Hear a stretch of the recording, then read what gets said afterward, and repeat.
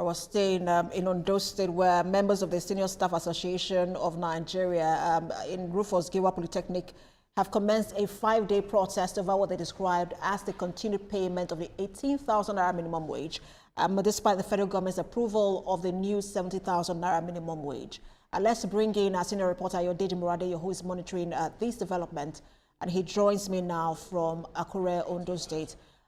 Ayodeji, 18,000 naira is not even the one before 70,000 naira. That's like 2 minimum wages ago, if we can target that way.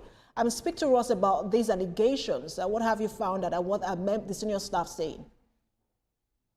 Yes, what these workers are saying is that they are the only people left that have not collected the new minimum wage. And that is why they have come out to protest and tell the government that the needful must be done. If they are the only set of people that are left that have not collected the new minimum wage, and they are saying that this protest will continue for 5 days. After this, they will take another action to ensure that government implements the new minimum wage for them. They are not happy at this present moment, but feelers on government quarters say that government is already working on this, and that government will implement it, that things that are wrong, government is ready to do the needful. But for now, the needful has not been done, and the people are not really happy with the situation of things. And that is why they have come out to tell the people, to the world, that they are suffering in isolation, and that their issues should be considered, that they are entitled to do the new minimum wage. And that is why they are not happy with this current situation of things. But why are they just speaking now? Because like I mentioned earlier, 18,000 naira minimum wage is not the previous minimum wage. I think the last one was 30,000 naira. Why didn't they speak out when they were not even paid the 30,000 naira?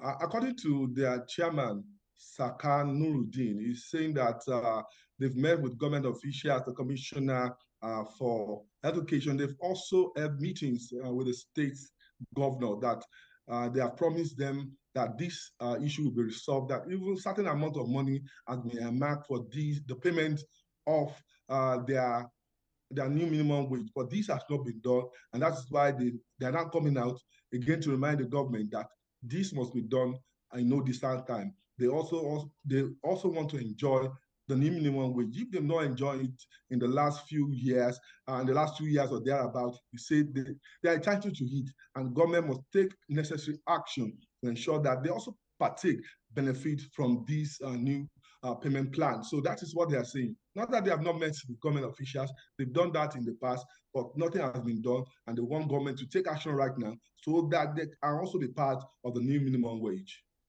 So, what impact will this protest? I don't know if I want to believe that protesting means that they are not paying attention, or they are not at a duty post in that polytechnic, meaning that certain things are suffering or certain duties are suffering. What does that mean for the academic progress in that school at the moment? Definitely, it will affect the academic situation in the school. Lectures will not be well attended to because they also have the roles they play. But be that as it may, what they want is urgent payment of their minimum wage, and so that things can move on in the institution, so that students can have access to education, and that is what the students are in that polytechnic for. So with this current situation of things, these workers say it will take them 5 days for this protest. They will continue to stay at the gate to vent their anger, and shortly after that, they will embark on maybe an industrial action for days for government to listen to them, because they cannot be in isolation, that they are the only set of people that is left, that they are not currently receiving the new minimum wage, and they are not ready to suffer again. And that's why they have come out to vent their anger and to make sure that government knows what they are passing through. So that is the situation of things, and they are not ready to go back to their positions, to their workplace. Hopefully they attend to them really quickly, because if that allegation is true, I don't know how anyone survives on 18,000 naira in this economy. Thank you so much for that update, Ayodeji. Thank you. All right, you're still watching TVC News, so we'll be back in a moment. Stay with us.